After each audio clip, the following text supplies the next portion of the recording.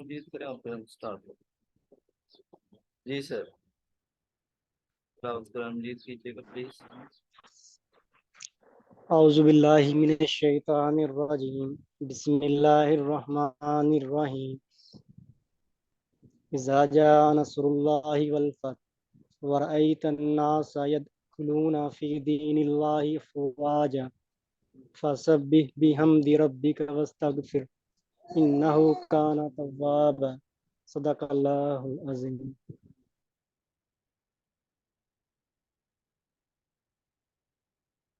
सो अल्लाह ताला की हमदो सना के बाद, dear aspirants, this is Asif Shahzad. So today our second lecture for the preparation of lecturer education and headmaster and headmistresses. So, dear aspirants, as you know that we are discussing about crux of education, one liner. So this book is very important for the preparation of MCQs. सो आप लोग जो है ना वो previous जो lecture मैंने कल provide किया है उसको भी देखें, ठीक है। तो मैं इंशाल्लाह आज भी इसका थोड़ा ओवरव्यू जो प्रीवियस में हमने कंटेंट को कवर किया था उसका भी मैं आपको एक ओवरव्यू दे देता हूँ, ताकि आपके कंसेप्ट जो है ना वो इसके बारे में क्लियर हो जाए, ठीक है। आज बेसिकली हमारा जो टॉपिक है वो हमारा चैप्टर नंबर फर्स्ट है, ये जो कि है हिस्ट्री ऑफ एजुकेशन, यानी कि एजुकेशन की जो हिस्ट्री है उसको इंशाल्लाह हम देखेंगे आज। और इसमें हमारे जो मुस्लिम स्कॉलर्स हैं उनकी एजुकेशन के बारे में क्या ओपिनियन है, क्या उनकी परसेप्शंस है एजुकेशन के बारे में, उनके आइडियाज़ क्या हैं। और उसके बाद जो हमारे पास ग्रीक स्कॉलर्स हैं, वेस्टर्न स्कॉलर्स हैं, उनकी ओपिनियन क्या है एजुकेशन के बारे में, हम इंशाल्लाह वन बाय वन जो है ना वो सबको स्टडी करेंगे, ठीक है। तो ये आज का हमारा जो मेन टॉपिक है वो है हिस्ट्री ऑफ एजुकेशन, के एजुकेशन की जो हिस्ट्री है, एजुकेशन का जो बैकग्राउंड है वो क्या है एजुकेशन के हवाले से, ठीक है। तो उसको हमने देखना है, जिसमें यानी कि मैं आपको रिवाइज कर देता हूँ, बेसिक चीज़ें हैं, ठीक है। तो सबसे पहला हमारा जो पॉइंट है कि education is derived from Latin word, कि एजुकेशन का जो वर्ड है, एजुकेशन का जो लफ्ज है, ये लैटिन लैंग्वेज से ड्राइव है। ये कई बार एमसीक्यू पूछा जा चुका है कि एजुकेशन का जो वर्ड है ये कौन सी लैंग्वेज का वर्ड है। वहाँ पे ऑप्शन आपको दिया जा सकता है, ग्रीक, लैटिन, ठीक है, या फिर इंग्लिश, उर्दू, कोई भी पर्शियन दिया जा सकता है। तो उसमें आपका जो राइट आंसर होगा वो ये होगा कि ये लैटिन लैंग्वेज का वर्ड है, ठीक है। और ये दो वर्ड से डिराइव्ड है, एजुसेर एंड एजुकेयर, ठीक है। आपने ये जो दोनों वर्ड हैं एजुसेर और एजुकेयर, इन दोनों वर्ड की जो स्पेलिंग है उसको अच्छी तरह याद करना है। और फिर इन दोनों वर्ड से जो रिलेट करने वाले वर्ड हैं, जो वर्ड रिलेट करते हैं, उनको भी आपने अच्छे से माइंड में रखना है, ठीक है। सो ये एजुकेशन का जो वर्ड है जो वर्ड से ड्राइव्ड है, एजुकेयर और एंड एजुसेर, ठीक है। एजुसेर जो है इसका मतलब होता है to lead out, to rise, to bring out, ठीक है। यानी कि जो एजुसेर है इसका बेसिकली जो मीनिंग है, जो पर्पस है, ये बनता है कि आपने किसी भी इंडिविजुअल के अंदर, किसी भी स्टूडेंट के अंदर जो उसके अंदर मख्फी सलाहियतें हैं, जो नॉलेज उसके अंदर छुपा हुआ है, उसको आपने ब्रिंग आउट करना है। इसके लीड आउट भी आ सकता है, यानी आउट का वर्ड जिस भी वर्ड के साथ आ जाए तो उसका मतलब होता है वो एजुसेर से रिलेट करता है, ठीक है। और एजुसेर का मतलब होता है किसी चीज को बाहर निकालना, ठीक है। यानी इंसान के माइंड के अंदर, मेंटेलिटी के अंदर जो स्किल्स, जो नॉलेज हिडन प्रोवाइड है, उसको आपने क्या करना है, उसको बाहर लेकर आना है, ठीक है। एजुसेर का मतलब यहाँ पे होता है टू लीड, या टू लीड आउट भी हम इसको कह सकते हैं, टू राइज भी कह सकते हैं, टू ब्रिंग आउट भी कह सकते हैं। इन तीनों का मतलब होता है कि नॉलेज को हमने बाहर निकालना है। मतलब नॉलेज ऑलरेडी स्टूडेंट्स के माइंड में मौजूद है, उनके अंदर ऑलरेडी जो स्किल्स हैं वो अल्लाह पाक की तरफ से उनके माइंड में मौजूद हैं। आपने क्या करना है, उन नॉलेज को, उन स्किल्स को बाहर लेकर आना है। ये क्या कहलाता है, एजुकेशन कहलाता है, ठीक है। तो थर्ड नंबर पे हमारा जो पॉइंट है वो है एजुकेयर।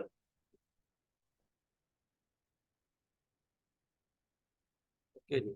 सो थर्ड नंबर पे हमारा जो पॉइंट है वो एजुकेयर है। एजुकेयर का मतलब होता है ब्रिंग अप, यानी आप किसी चीज को या किसी भी इंडिविजुअल को, किसी इंसान को आप ब्रिंग अप कर रहे हैं, यानी कि उसका उसको उसको बढ़ने में, उसको ग्रो करने में आप क्या कर रहे हैं, हेल्प प्रोवाइड कर रहे हैं।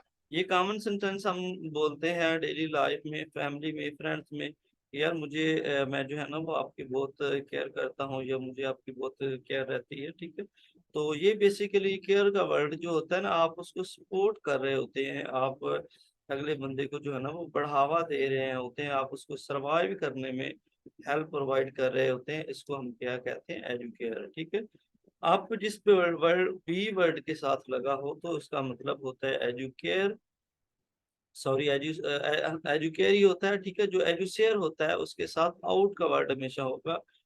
टू का word to lead, to lead out भी हमें इसको कह सकते हैं, to rise, to bring out, ठीक है। एजुकेयर का मतलब होता है बाहर निकालना, एंड एजुसेयर, सॉरी एजुसेयर जो होता है इसका मतलब होता है बाहर निकालना, और जो एजुकेयर होता है उसका मतलब होता है बढ़ावा देना, बढ़ोतरी करना, सपोर्ट करना, असिस्टेंस करना, ठीक है। तो इसका मतलब होता है ब्रिंग अप। मतलब ये है कि आपने मेन चीज इसकी स्पेलिंग जो है वो आपने माइंड में रखनी है, स्पेलिंग को मेमोराइज करना है, याद करना है, और उसके बाद आप इससे जो रिलेट करने वाले वर्ड हैं उनको भी आपने अपने माइंड में रखना है, ठीक है। सो फोर्थ नंबर पे एजुकेशन की डेफिनेशन लिखी हुई है, उसको भी हम देख लेते हैं। Education change in behaviour and attitude of human being, ठीक है। ये एजुकेशन जो है किसी भी जो ह्यूमन है उसके बिहेवियर में और एटीट्यूड दोनों में क्या करती है, चेंज लेकर आती है, ठीक है। यहाँ पे एजुकेशन के अकॉर्डिंग बहुत ही दो इम्पोर्टेंट जो है टर्म है यूज हुई है। तो आप लोगों में से कोई स्टूडेंट बताया कि बिहेवियर और एटीट्यूड में क्या फर्क होता है, what is difference between behaviour and attitude. जी, कोई स्टूडेंट बताना चाहे तो प्लीज।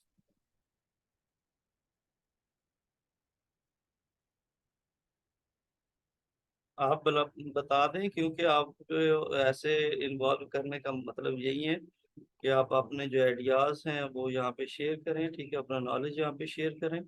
अगर कहीं पे आपको कोई कंफ्यूजन है तो वो क्लियर हो। जी,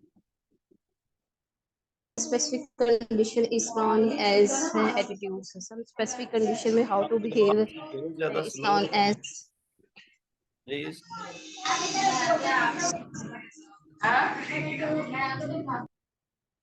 हेलो। sir. जी जी, बताएं आप प्लीज। सर जो एटीट्यूड होता है वो एक्सप्रेशन दिखाता है, और जो बिहेवियर होता है जैसे कोई एक्ट वगैरह, बच्चा जो कोई चीज एक्ट करके दिखाए, कोई मतलब अपने बिहेवियर से कोई चीज फील करवाए, एक्शन वगैरह। जी बिल्कुल, आपने किसी हद तक ठीक बताया है। अगर हम बात करें आपका जो एटीट्यूड होता है, आपका एटीट्यूड आपका इंटरनल होता है, ठीक है। और आपका बिहेवियर जो जी है सर। वो आपका एक्सटर्नल होता है, ठीक है। जो एटीट्यूड सही। होता है वो आपके अंदर मौजूद होता है अगर आप अच्छे इंसान हैं, आप वेल एजुकेटेड हैं, ठीक है। अगर आप एक अच्छे पर्सन हैं, आप यानी कि इस्लामिक नॉर्म्स, वैल्यूज, कल्चर जो है उन पे बिलीव रखते हैं, ठीक है। तो फिर आप जो है ना वो जब अच्छे से आप बिहेव करते हैं लोगों के साथ तो वो आपका बिहेवियर होता है, ठीक है। अगर आपके अंदर जो इनर सेल्फ में अच्छाई मौजूद है, आप सच बोलते हैं, आप झूठ नहीं बोलते, आप एक अच्छे इंसान है, आप एक अच्छे शहरी हैं, आप एक अच्छे सिटीजन है, तो ये सारी चीजें आपके एटीट्यूड में होती हैं। एटीट्यूड आपका इंटरनल होता है, आपके अंदर मौजूद होता है। और बिहेवियर जब आप किसी से बात करते हैं, किसी से कम्युनिकेट करते हैं, किसी से गिव एंड टेक करते हैं, किसी के साथ कोई ट्रैवल वगैरह करते हैं, तो जो एक्शन आप परफॉर्म करते हैं वो आपका बिहेवियर होता है, ठीक है। क्लियर। चलें जी, नेक्स्ट हम मूव करते हैं। 5 नंबर पे हमारे पास है process of acquiring knowledge, skill, value and attitude. यानी जब ये एक एजुकेशन एक ऐसा प्रोसेस है जिसमें हम क्या करते हैं, नॉलेज को जो है ना हम रिसीव करते हैं, अचीव करते हैं, स्किल्स लेते हैं, वैल्यूज लेते हैं, कल्चर्स लेते हैं, एटीट्यूड लेते हैं। जब ये सारी चीजें हम एक प्रोसेस के जरिए हासिल करते हैं तो इसको हम क्या कहते हैं, एजुकेशन कहते हैं। ठीक है, आपने रटी रटाई बातों पे जो है ना वो ज्यादा फोकस नहीं करना, आपने कंसेप्ट पे जो है ना वो जाना है, कंसेप्ट के अकॉर्डिंग आपने फोकस करना है। ठीक है, ये जो यानी कि आपसे समटाइम जो है ना वो पूछा जा सकता है इंटरव्यू में कि आपके पॉइंट ऑफ व्यू से, आपके माइंड के मुताबिक एजुकेशन जो है उसका क्या पर्पस होता है, व्हाट इज एजुकेशन। ठीक है, मैंने आपको एक बहुत ही खूबसूरत और अच्छे से डेफिनेशन बताई थी कि education is an overall development of an individual. कि एजुकेशन जो होती है किसी भी इंडिविजुअल की, किसी भी पर्सन की ओवरऑल डेवलपमेंट होती है, कंप्लीट डेवलपमेंट होती है। ठीक है, उसमें हम स्टूडेंट की मॉरल डेवलपमेंट कर रहे होते हैं, फिजिकल डेवलपमेंट कर रहे होते हैं, सोशल डेवलपमेंट कर रहे होते हैं, कल्चरल डेवलपमेंट कर रहे होते हैं, हर तरह से जो है ना स्टूडेंट की क्या कर रहे होते हैं, हम डेवलपमेंट कर रहे होते हैं। तो इसको क्या कहते हैं, हम एजुकेशन कहते हैं। यानी कि एजुकेशन में हम किसी भी स्टूडेंट की, किसी भी इंडिविजुअल की हम क्या करते हैं, ओवरऑल डेवलपमेंट करते हैं, इसको हम क्या कहते हैं, एजुकेशन कहते हैं। ठीक है, सो 6 नंबर पे हमारे पास है कि education to enable of human to read and write is called education. यानी कि एजुकेशन जो है इंसान को रीड एंड राइट करने के जो है ना काबिल बनाती है, पढ़ने लिखने के काबिल बनाती है। इसको हम क्या कह सकते हैं, इसको हम एजुकेशन कहते हैं। ठीक है, क्लियर यहाँ तक? कोई क्वेश्चन तो नहीं है आपका इसके बारे में? नेक्स्ट मूव करें फिर, जी प्लीज सर। किया करें। चलें जी, ठीक है, नेक्स्ट मूव करते हैं।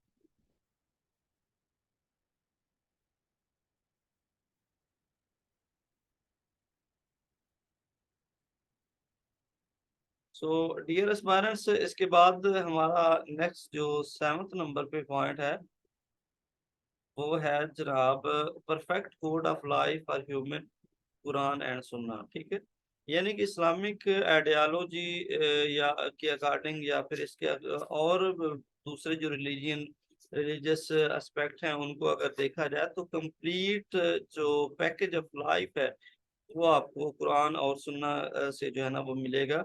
क्योंकि हजूर करीम सल्लल्लाहु अलैहि वसल्लम की जो जिंदगी है वो हमारे लिए एज ए रोल मॉडल है। ठीक है, उन्होंने हर तरह का काम, हर तरह की एक्टिविटी जो है वो परफॉर्म करके हमें बताई है, और इसलिए हम कंप्लीट जो कोड ऑफ लाइफ है, कंप्लीट नजरिया हयात जो है वो हजूर करीम सल्लल्लाहु अलैहि वसल्लम की जिंदगी से हम ले सकते हैं। ठीक है, सो 8th नंबर पे हमारे पास है Islamic education system prefer the aspect of life. कि हमारा जो इस्लामिक एजुकेशन सिस्टम है वो प्रेफर करता है कौन से एस्पेक्ट, लाइफ के कौन से एस्पेक्ट को, मॉरल एस्पेक्ट पे ज्यादा से ज्यादा जो है ना मोरल मोरालिटी पे ज्यादा से ज्यादा फोकस करता है। कि हमें जो है ना वो स्टूडेंट एज स्टूडेंट हम क्या करें, जो मोरालिटी है उस पर ज्यादा से ज्यादा फोकस करें। हमें एक दूसरे के जो रिलीजियस नॉर्म्स हैं, जो कल्चर्स हैं, उनका हमें एहतराम करना चाहिए। इस्लामिक जो वैल्यूज हैं, जो कल्चर्स हैं, जो ट्रेडिशन है, उन पे जो है ना हमें फोकस करना चाहिए, उनको कंसीडर करना चाहिए।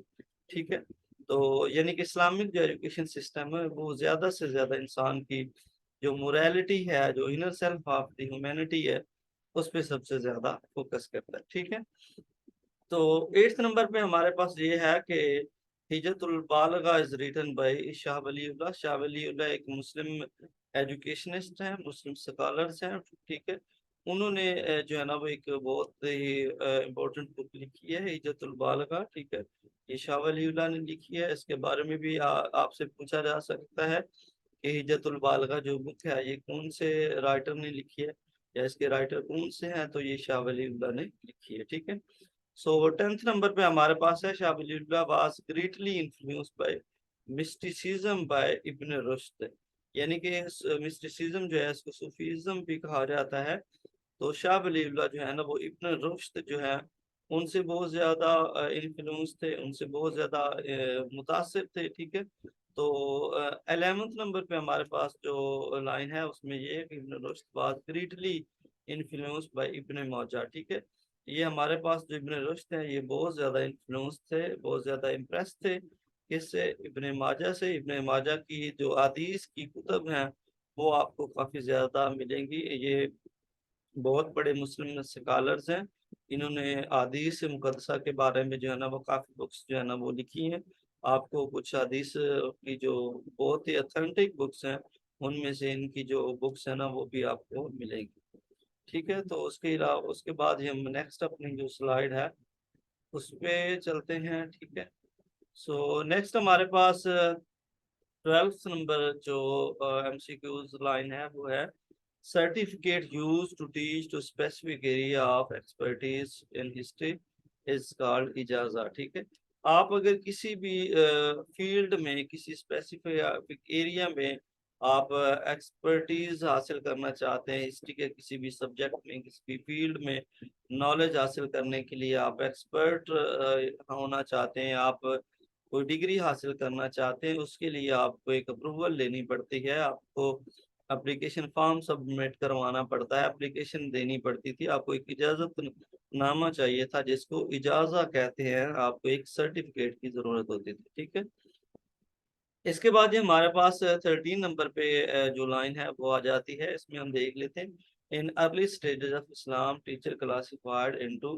टू कैटेगरीज, यानी कि अर्ली जो स्टेजेस है उसमें जो टीचर है उसको दो कैटेगराइज में डिवाइड किया जाता था। एक इस्लामिक जो रिलीजन प्रोवाइड करता था वो था, और दूसरा जो टीचर था जो यानी कि जो इकोनॉमिकल या फिर इसको जर्नल एजुकेशन है जो प्रोवाइड करता था उसको डिस्ट्रीब्यूट किया था। ठीक है, ये कि यानी कि एक टीचर जो होता था वो इस्लामिक, जैसे हमारे यहाँ ये मौलवी साहब होते हैं, कारी साहब होते हैं, हाफिज साहब होते हैं, इस तरह का होता था। और एक दूसरा जनरल जो एजुकेशन होता था, टीचर होता था, एजुकेटर होता था, इंस्ट्रक्टर होता था, जो स्टूडेंट को फॉर्मल एजुकेशन जो है ना वो प्रोवाइड करता था। ठीक है, तो उसके बाद 14th नंबर पे हमारे पास है good relationship helps to control the anger. ठीक है, अगर आपका रिलेशनशिप किसी भी इंसान के साथ, किसी भी कम्युनिटी के साथ, किसी भी ग्रुप के साथ आपका अच्छा है तो वो आपका एंगर जो है उसको कंट्रोल करने में, उसको मिनिमाइज करने में आपके लिए बहुत ज्यादा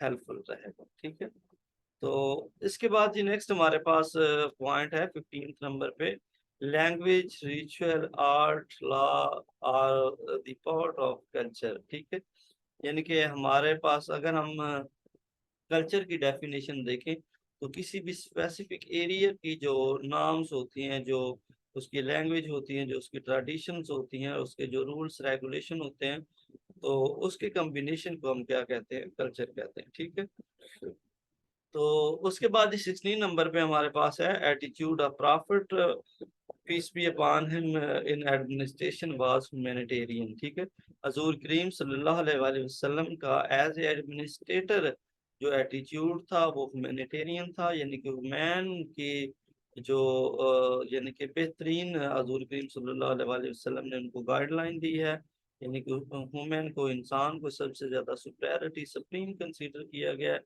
यानी कि इंसान की जो सेल्फ रिस्पेक्ट है, जो डिग्निटी है, उस पे हजूर करीम सल्लल्लाहु अलैहि वसल्लम ने सबसे ज्यादा फोकस किया। ठीक है, सो इसके बाद 17th जो पॉइंट है हमारे पास, कोर करिकुलम फॉर अर्ली मुस्लिम वास कुरान। ठीक है, कोर का मतलब होता है बेसिक। ठीक है, बिल्कुल जो बेसिक लाइन होती है, जो बेसिक नॉलेज होता है।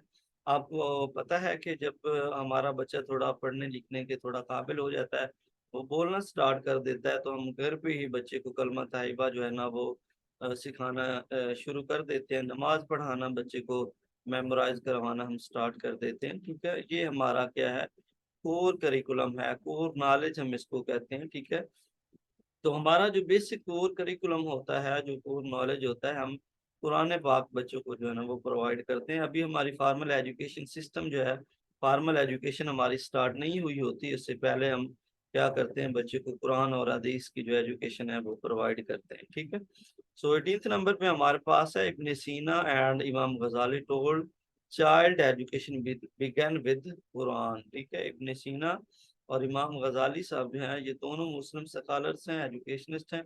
इन्होंने कहा है कि चाइल्ड की जो एजुकेशन है वो हमें स्टार्ट करनी चाहिए या किस से स्टार्ट होती है? कुरान से स्टार्ट होती है। यानी हम बच्चे को, जब हमारा बच्चा थोड़ा समझने के काबिल होता है, मेमोराइज या लर्न करने के काबिल होता है, तो हम उसको कुरान पाक की तालीम देते हैं। ठीक है, तो ये जी हमारे पास यानी कि इमाम गजाली और इब्ने सीना जो है उनकी परसेप्शन है। ठीक है, तो नेक्स्ट जी हमारे पास जो स्लाइड है, यानी कि 18th नंबर पे हम कर चुके हैं। 19th नंबर पे हमारे पास जो स्लाइड है, इसमें फर्स्ट नंबर पे 19th नंबर हमारे पास Islamic education system emphasize language must be learned Arabic। यानी इस्लामिक जो एजुकेशन सिस्टम है वो अरबिक लैंग्वेज को लर्न करने के लिए, मेमोराइज करने के लिए बहुत ज़्यादा emphasize करता है, बहुत ज़्यादा जोर देता है। क्योंकि एज ए मुस्लिम अगर हम इस्लामिक ये जो अरबिक लैंग्वेज है इसको हम फॉलो करते हैं, इसको हम याद करते हैं, मेमोराइज करते हैं, तो फिर हमें हज़ूर करीम सल्लल्लाहु अलैहि वसल्लम की जो तालीमात है, जो अल्लाह ताला के हुक्म है, हम उनके पता चलता है और हम एक अच्छे तरीके से अपनी लाइफ को गुजार सकते हैं। ठीक है, 20 नंबर पे हमारे पास है इस्लाम ले एम्फसाइज ऑन इक्वालिटी। ठीक है, इस्लाम में इक्वालिटी पे बहुत ज्यादा फोकस किया गया है। Holy prophet peace be upon him ने फरमाया था खुतबा हज्जतुल विदा में कि कोई भी इंसान जो है ना वो किसी से कास्ट और ग्रेड की बुनियाद पर जो है ना वो किसी से सुपीरियर नहीं है। कोई अरबी किसी अजमी से बेहतर नहीं है, कोई गोरा किसी काले से, कोई काला किसी गोरे से सुपीरियर नहीं है, बल्कि अल्लाह के यहाँ जो है सुपीरियर वही है जो मुत्तकी और परहेजगार है। एक और जगह पे holy prophet peace be upon him ने फरमाया है कि तुम यानी कि कुल्लु मुस्लिम इखवतुन, तमाम मुसलमान जो है ना वो भाई भाई हैं, उनमें कोई डिस्क्रिमिनेशन जो है ना वो नहीं है। ठीक है, सर एक क्वेश्चन है जी जी सर, ये जो इस्लाम के पॉइंट ऑफ व्यू से चीजें जो है ये सारी रियलिज्म बेस्ड है जो।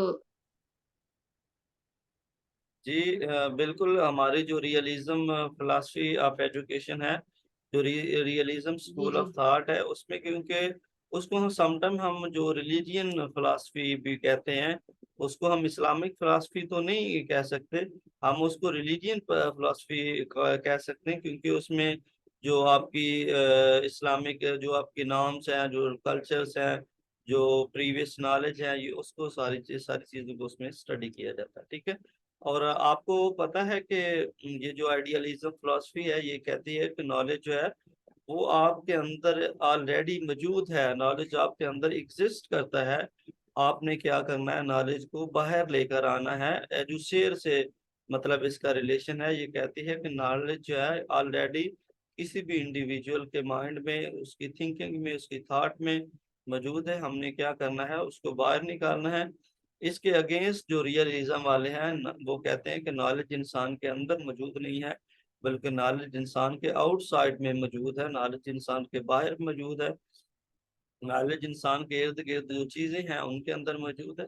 ये सारी चीजें जो है ना वो रियलिज्म वाले बयान करते हैं। ठीक है, तो इसको हम रिलीजन फिलासफी भी कह सकते हैं। ठीक है, उसके बाद जी नेक्स्ट हमारे पास 21 है मुस्लिम उम्मा needs teacher with the mission prophet. यानी कि मुस्लिम उम्मा जो है उनको जो प्रॉफिट का मिशन है उसको आगे मूव करने के लिए, सरवाइव करने के लिए जो है ना वो टीचर की जरूरत है। ठीक है, क्योंकि इस्लाम में ये कंसेप्ट है कि ये जो अम्बिया के बाद ये जो स्कॉलर्स हैं, जो रिलीजियस स्कॉलर्स हैं, जो उलमा हैं, वो दीन के वारिस उनको कहा गया है। तो इसलिए ये जो टीचिंग है ये एक प्रोफेटिक प्रोफेशन है। इसमें ये बहुत मुकद्दस प्रोफेशन है। इसमें हमारी रिस्पॉन्सिबिलिटी है कि हमारे पास जो नॉलेज है, जो इस्लामिक वैल्यूज हैं या अदर जो भी नॉलेज है, वो अल्लाह ताला की दी हुई हमारे पास इमानत है। और हमें चाहिए कि ज़्यादा से ज़्यादा जो है ना वो लोगों को डिस्ट्रीब्यूट करना चाहिए, लोगों की फलाह के लिए, बहबूद के लिए काम करना चाहिए। ठीक है, तो अगर इसी हवाले से देखें तो हमारी जो कमिटमेंट हुई थी, जो हमारे थ्योरी के हवाले से मैंने वही आपको करवानी थी, लेकिन मैंने सोचा है कि आपको जितना हो सके, जितना नॉलेज मेरे पास है, ज़्यादा से ज़्यादा आपको प्रोवाइड किया जाए। इसी पर्पज़ के लिए मैंने ये सेशन स्टार्ट किया है, ताकि आपके जो वन लाइनर है, जो एमसीक्यूज हैं आपके, वो भी प्रिपेयर करवाया जाए, ठीक है। तो एज ए मुस्लिम हर जो इंडिविजुअल है उसकी रिस्पॉन्सिबिलिटी है कि एज ए टीचर अगर वो काम कर रहा है कहीं पे, तो एज ए टीचर अगर वो कहीं भी सोसाइटी के अंदर काम कर रहा है तो उसको चाहिए कि वो एक पॉजिटिव रोल जो है ना वो सोसाइटी के अंदर अदा करे, ठीक है। तो इसके बाद जी नेक्स्ट हमारा जो एमसीक्यूज है वो ये है कि no education system can be better than quality of its teacher. बहुत ही यानी कि अच्छे से ये एमसीक्यूज आपने देखना है कि कोई भी जो एजुकेशन सिस्टम है उसको हम उस वक्त तक जो है ना वो बेहतर नहीं कर सकते, बेहतर हम उसको नहीं बना सकते जब तक हमारे पास क्वालिटी टीचर नहीं होंगे, जब तक हमारे पास कंपिटेंट टीचर नहीं होंगे। क्योंकि मैंने देखा है समटाइम हमारे कुछ जो गवर्नमेंट के डिपार्टमेंट हैं या फिर कुछ प्राइवेट सेक्टर में कुछ ऐसे टीचर अवेलेबल हैं जिनको खुद जो है ना वो एजुकेशन का पता नहीं है, उनका मेथड ऑफ टीचिंग जो है ना इम्प्रेसिव नहीं है, उनकी अच्छे से ट्रेनिंग नहीं की गई, उनको पॉलिश नहीं किया गया। तो क्योंकि जब आपका टीचर क्वालिफाइड नहीं होगा, टीचर कॉम्पिटेंट नहीं होगा, तो वो नॉलेज भी स्टूडेंट को जो है ना वो अच्छे तरीके से प्रोवाइड नहीं कर पाएगा। इसलिए एजुकेशन सिस्टम को बेहतर करने के लिए क्वालिटी टीचर होना बहुत ज्यादा जरूरी है, ठीक है। क्योंकि टीचर जो होता है वो कौम का मेमार होता है, उसने कौम की कंस्ट्रक्शन करनी होती है, कौम को रिबिल्ड करना होता है, ठीक है। आने वाली नस्ल जो है, आने वाली नेशन को तैयार करना होता है। इसलिए हमें चाहिए कि क्वालिटी टीचर जो है ना वो जब भी रिक्रूटमेंट की जाए तो क्वालिटी टीचर जो है ना वो लेकर आ जाए, ताकि हम आने वाली नस्ल को जो है ना वो एक बेनिफिशियल नॉलेज जो है ना वो प्रोवाइड कर सके, ठीक है। तो इसके बाद जी नेक्स्ट 23 नंबर पे देखें, teaching principle proceeding from simple to complex presented Muslim. यानी कि ये जो हमारे पास simple to complex method of teaching है, ये जो हमारे मुस्लिम स्कॉलर्स हैं इन्होंने प्रेजेंट किया था, ठीक है। ये इस्लामिक जो ट्रेडिशन है, इस्लामिक जो वैल्यूज हैं वहां से ये चलता आ रहा है, ठीक है। हमने पहले सिंपल चीज बतानी है, फिर उससे थोड़ी मुश्किल, फिर उससे थोड़ी मुश्किल, फिर उससे ऐसे हमने सिंपल से कम्प्लेक्स जो है ना वो मूव करते जाना है, ठीक है। तो ये जी हमारे पास ये आइडियलिज्म में भी यूज होती है, और इसको हम डिडक्टिव अप्रोच जो है ना वो कहते हैं, हम सिंपल से कम्प्लेक्स मूव करते हैं। फॉर एग्जांपल हम बच्चों को जो है ना इस्लाम के 5 जो एलिमेंट्स हैं उनके बारे में बताना चाह रहे हैं, ठीक है। तो हम ये तो नहीं करेंगे हम पहले बच्चों को हज के बारे में या ज़कात के बारे में बताएंगे, ऐसा नहीं होता। हम सबसे पहले बच्चे को कलमा तैयबा के बारे में, कलमा के बारे में, नमाज के बारे में, रोज़ा के बारे में, ज़कात के बारे में, और उसके बाद बच्चे को हज के बारे में बताएंगे। यानी स्टेप बाय स्टेप हम बच्चे की लर्निंग में कम्प्लेक्सिटी जो है ना वो लेकर आते जाएंगे, ठीक है। तो ये जो हमारे पास डिडक्टिव मेथड है या फिर सिंपल टू कम्प्लेक्स जो मेथड ऑफ टीचिंग है, ये हमारे जो मुस्लिम स्कॉलर्स हैं उन्होंने इसको इन्वेंट किया, ठीक है। तो उसके बाद ये हमारे पास यानी कि 24th नंबर पे एक लाइन लिखी है, Muslim caliph who presented open door policy. यानी कि वो कौन से मुस्लिम खलीफा हैं जिन्होंने ओपन डोर जो पॉलिसी है उसको प्रेजेंट किया है। वो हमारे पास हजरत अली करमुल्लाह वजह करीम है, ठीक है, जिन्होंने ओपन डोर जो है ना पॉलिसी यानी उस पर ज्यादा से ज्यादा फोकस किया, ठीक है। तो उसके बाद 25 नंबर पे हमारे पास Hindu called Allama Iqbal on demand of separate country imaginative dreamer, ठीक है। ये जो हिंदू स्कॉलर्स हैं उन्होंने अलामा इकबाल साहब जो हैं जब उन्होंने पाकिस्तान बनाने का एक ड्रीम देखा था 1930 में, जब उन्होंने नज़रिया पाकिस्तान खुतबा इलाहाबाद में प्रेजेंट किया था, तो उसके बाद ये जो इंडियन स्कॉलर्स हैं जो एजुकेशनिस्ट हैं उन्होंने अलामा इकबाल को इमेजिनेटिव ड्रीमर का नाम दिया था कि ये तखयलात में रहने वाला, ख्यालों में रहने वाला जो है ना वो इंसान है। तो ये उन्होंने इस अलामा साहब को टाइटल दिया था, ठीक है। तो उसके बाद ये नेक्स्ट हमारी जो स्लाइड है हम उस पर मूव करते हैं। 26 नंबर हमारा एमसीक्यूज है, हम इसको भी रीड कर लेते हैं। Nationalist Muslim who support Congress Hussain Ahmad Madani. अच्छा, यहाँ पे ना बहुत ही इम्पोर्टेंट जो एमसीक्यूज हैं इसको आपने अपने माइंड में रखना है, इसको आपने कंसीडर करना है कि दो मुसलमान जो है जब यानी कि पाकिस्तान बन रहा था उस टाइम पे दो मुस्लिम लोग थे जिन्होंने कांग्रेस को सपोर्ट किया था, उन्होंने मुस्लिम लीग को सपोर्ट नहीं किया था। उनमें से एक जो है हमारे पास हुसैन अहमद मदनी है, और दूसरा जो है वो जाकिर हुसैन है। ठीक है, आपने इन दोनों के नाम माइंड पे रखने हैं। आपसे एमसीक्यूज में पूछा जा सकता है कि कौन से मुस्लिम एजुकेशनिस्ट हैं, कौन से मुस्लिम नेशनलिस्ट हैं, जो मुस्लिम यानी कि रिलीजियस होल्डर हैं, उन्होंने मुस्लिम लीग को सपोर्ट नहीं किया बल्कि कांग्रेस को सपोर्ट किया। उनमें से सबसे पहले हुसैन अहमद मदनी है, और सेकंड नंबर पे डॉक्टर जाकिर हुसैन है। ठीक है, तो उसके बाद ही हम देखते हैं कि 27 Muslim another Muslim leader who supported Congress, doctor Zakir Hussain. ठीक है, तो 29 पे हमारे पास है कि most authentic and essential curriculum in Islam is Quran and Sunnah. ठीक है, यानी कुरान इस्लामिक सिस्टम के अकॉर्डिंग जो सबसे अथेंटिक करिकुलम है, जो इसेंशियल है, जो बहुत ज़्यादा ज़रूरी है, वो हमारे पास क्या है, वो कुरान और सुन्ना है। ठीक है, तो 28th नंबर जो पॉइंट है वो आई थिंक हम छोड़ गए हैं। Values in Islamic education system are rooted in religion. ठीक है, इस्लामिक एजुकेशन जो सिस्टम है, उसकी जो वैल्यूज हैं, उसके जो नॉर्म्स हैं, उसके जो स्टैंडर्ड्स हैं, वो रिलीजन के अंदर उसकी रूटेड मौजूद हैं। ठीक है, वो रिलीजन पे बेस करते हैं, वो इस्लामिक आइडियालॉजी पे बेस करते हैं। ठीक है, उसके बाद ही हमारे पास जो 30 MCQs है उसको हम देख लेते हैं। जस्ट अ मिनट प्लीज, इसमें थोड़ी सी जो करेक्शन है वो करने वाली है, मैं वो थोड़ा कर देता हूँ।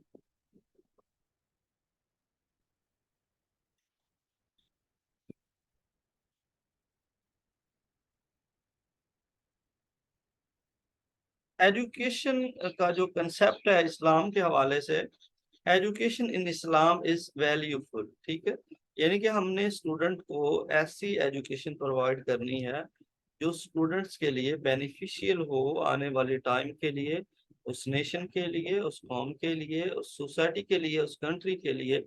वो एजुकेशन जो है ना वो सूटेबल हो। मतलब ये है कि हमने बच्चों को नेगेटिव एजुकेशन जो है ना वो प्रोवाइड नहीं करनी। ठीक है, यहाँ पे बहुत ही इम्पोर्टेंट एमसीक्यूज मेरे माइंड में आ गया है। तो आपको से ये क्वेश्चन है कि आप बताएं कि ये जो हमारे पास वेस्टर्न एजुकेशनिस्ट हैं, उनमें से कौन से एजुकेशनिस्ट हैं जिन्होंने नेगेटिव एजुकेशन का कंसेप्ट दिया है। ठीक है, आप मुझे बताएंगे कि कौन से ऐसे एजुकेशनिस्ट हैं, कौन से ऐसे स्कॉलर्स हैं जिन्होंने नेगेटिव एजुकेशन जो है उसका कंसेप्ट दिया है। जी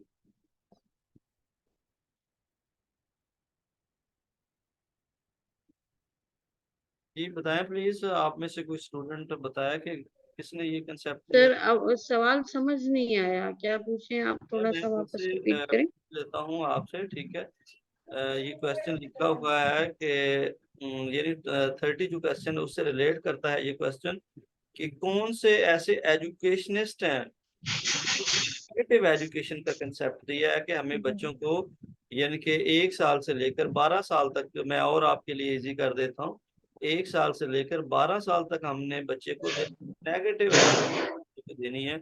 यानी कि नेगेटिव एस्पेक्ट्स ऑफ जो लाइफ है उनको वो बताने हैं, पॉजिटिव एजुकेशन है वो बच्चा खुद ही लर्न करता जाएगा।